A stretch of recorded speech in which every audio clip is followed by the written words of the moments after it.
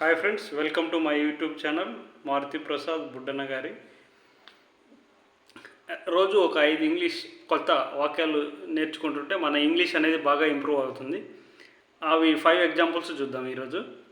Most of the drones were intercepted అంటే చాలా డ్రోన్లను అడ్డగించారు. ఏదైనా యుద్ధానికి వెళ్ళినప్పుడు డ్రోన్లను అడ్డగించారు అని చెప్తారు కదా, అప్పుడు most of the drones were intercepted అంటే ఇది ప్యాసివ్ వాయిస్లో ఉందన్నమాట.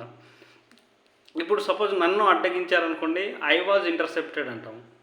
అదే నేను వేరే వాళ్ళని అడ్డగించాను అనుకోండి, ఐ ఇంటర్సెప్టెడ్ దెమ్ అని. ఇలా ప్యాసివ్ వాయిస్కి యాక్టివ్ వాయిస్కి డిఫరెన్స్ గమనించాలి. నెక్స్ట్ వచ్చి, do you want extra sugar in our coffee అంటే ఎక్కువ చక్కెర కావాలా నీకు కాఫీలో. అంటే మనము ఎప్పుడన్నా అడుగుతుంటాం కదా కాఫీ ఎవరికైనా ఇచ్చేటప్పుడు కానీ అలాగా ఇది రోజు ఉపయోగించే వాక్యాల్లో ఉపయోగించుకోవచ్చు. అదేవిధంగా what you told me was wrong, నువ్వు నాకు చెప్పింది తప్పు అంటే ఏదైనా చెప్పినప్పుడు నువ్వు నాకు చెప్పింది తప్పు అన్నప్పుడు what you told me was wrong అనొచ్చు. అదే కరెక్ట్ చెప్పారనుకోండి, what you told me was correct అంటే సరిపోతుంది.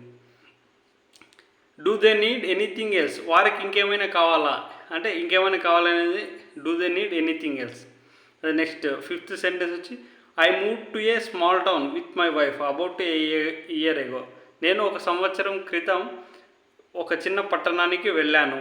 అప్పుడు I move to a small town with my wife about a year ago. ఇలా డైలీ మీరు 5 నుంచి 10 ఇంగ్లీష్ సెంటెన్సెస్ నేర్చుకుంటే మీ ఇంగ్లీష్ అనేది బాగా ఇంప్రూవ్ అవుతుంది, బాగా మాట్లాడగలరు, వొకాబులరీ కూడా ఇంప్రూవ్ అవుతుంది.